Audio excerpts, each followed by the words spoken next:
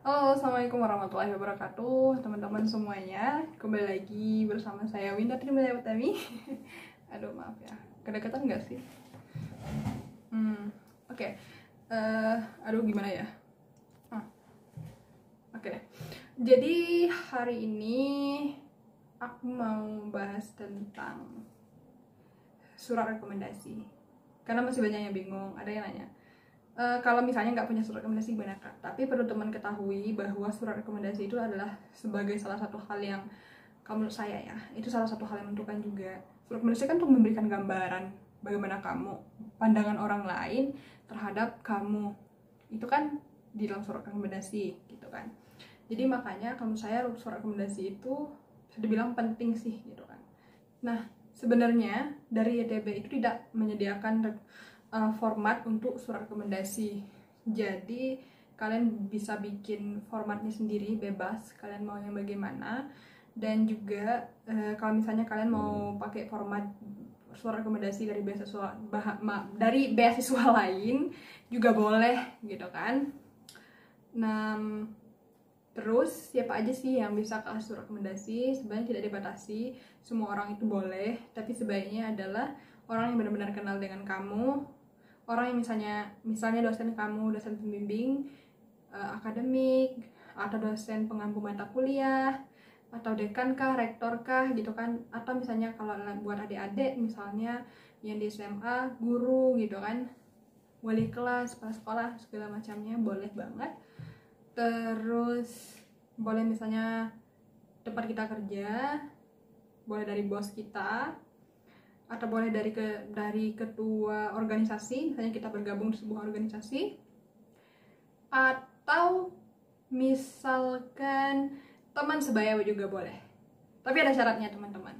Sebaiknya orang yang ngasih kita surat rekomendasi itu harusnya ada di harusnya berhubungan dengan jurusan yang mau kita ambil. Kalau saya dulu surat rekomendasinya itu dari dosen pembimbing akademik saya, karena saya yakin bahwa beliau paham dengan saya, paham dengan bagaimana akademik saya, aktivitas sosial saya, dan tentunya seperti ini teman-teman. Jadi surat rekomendasi saya, jadi isinya itu kayak menerangkan bahwa berapa lama beliau sudah mengenal saya,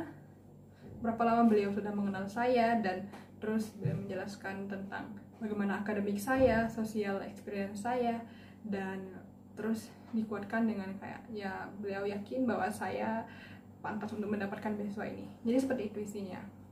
Jadi untuk mengakalinya itu ini tulisan dosen saya, terus diketahui oleh ketua jurusan, dan kemudian disahkan bapak wakil dekan. Jadi gitu.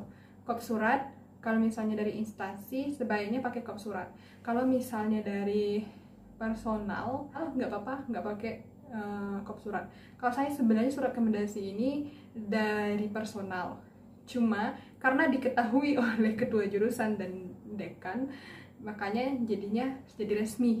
Jadi ada kop suratnya gitu kan. Karena dulu sebenarnya di kampus saya, di jurusan saya belum ada kop surat dalam bahasa Inggris, jadi saya bikin sendiri. Tapi waktu itu saya lihatkan juga gitu kan ke TU di jurusan saya, kayak gini boleh nggak kak? Saya udah bikin versi bahasa Inggrisnya, terus kakaknya bilang, ah iya boleh, katanya gitu kan. Nah, jadi gitu. Dan sebenarnya surat rekomendasinya juga saya yang tulis dalam bahasa Inggris, karena dosen saya waktu itu beliau sangat sibuk banget dan nggak ada waktu. Tapi saya minta persetujuan beliau, saya tulis karena saya tahu beliau tahu saya banget gitu. Jadi saya tulis surat rekomendasinya dengan format seperti ini, saya tulis sendiri, terus saya tunjukkan dengan beliau, Bu, saya sudah tulis seperti ini. Terus beliau bilang, saya membacakan isinya apa kira-kira. Terus saya bilang isinya kayak gini, Bu, ibu menerangkan saya segala macam bla bla segala macam. Saya terangkan isinya, terus ibunya bilang oke, udah bagus, dan beri tanda tangan. Jadi gitu. Jadi kalau misalnya tapi emang sih kebanyakan dosen pasti bakal minta mahasiswanya untuk nulis formatnya sendiri, karena kalian tahu ya dosen itu sangat sibuk banget gitu. bukan cuma ngajar tapi juga punya siswa bimbingan, kadang-kadang juga ada seminar segala macamnya, penelitian gitu. Jadi pandai-pandai kita lah. Terus saya juga punya surat rekomendasi dari teman sebaya. Jadi sebenarnya saya kenal teman sebaya ini dari internet gitu, tapi kayak saya sering diskusi sama dia karena dia juga guru di Turki, guru TK juga. Jadi kan subjeknya ya hampir sama saya. Jadi di situ nanti walaupun dari teman sebaya, sebaiknya itu ada hubungannya dengan subjek yang akan kita ambil. Jadi saya walaupun dari teman sebaya, tapi dia karena guru TK di Turki, dan dia menjelaskan bahwa kita sering berdiskusi tentang bagaimana pembelajaran di Turki dan Indonesia. Nah gitu teman-teman. Banyak teman-teman yang berlomba-lomba untuk cari surat rekomendasi dari dosen yang ada di Turki. Sebenarnya nggak salah juga teman-teman, tetapi sebenarnya itu nggak membantu banyak banget. Ada kok beberapa teman saya yang dapat surat rekomendasi dari dosen-dosen di Turki tapi nggak diterima di beasiswa YTB gitu. Nah mungkin ada faktor lain juga gitu kan. Jadi saya pernah berdiskusi dengan salah seorang dari beasiswa LPDP gitu ya, penyeleksi beasiswa LPDP lah gitu. Jadi beliau menjelaskan sama saya, karena saya waktu itu tanya, Kak, kenapa ya ada sih beberapa orang yang misalnya dapat rekomendasi dari dosen di luar negeri tapi mereka nggak keterima beasiswa gitu, padahal itu kan udah kuat banget gitu, udah dapat rekomendasi dari dosen luar negeri lagi. Terus si mbaknya ini bilang, sebenarnya beasiswa apapun itu, yang terpenting dari surat rekomendasi itu adalah kedekatan kita dengan si pemberi rekomendasi.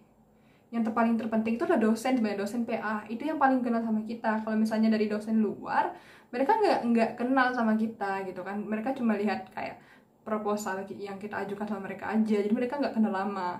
Jadi sebenarnya itu nggak membantu, karena ada beberapa kasus juga, beberapa universitas gitu di Inggris gitu, mereka kayak menjual surat rekomendasi gitu. Dan karena ya mereka punya banyak slot untuk mahasiswa asing, jadi mereka buka kayak untuk surat rekomendasi itu kayak dijual seberapa gitu. Jadi makanya untuk penyeleksi beasiswa juga tidak terlalu interest banget sama mereka yang dapat surat rekomendasi dari dosen di Turki. Jadi gitu ya teman-teman. Jadi kalian jangan salah paham. Tapi kalau misalnya kalian memang pengen tetap cari surat rekomendasi dari dosen luar negeri, ya nggak apa-apa, tapi dengan satu syarat, kalian tetap harus punya surat rekomendasi dari dosen di dalam negeri yang benar-benar kenal sama kalian. Jadi kayak gitu ya teman-teman. Jadi sekian dulu video saya, dan saya ucapkan terima kasih. Assalamualaikum warahmatullahi wabarakatuh.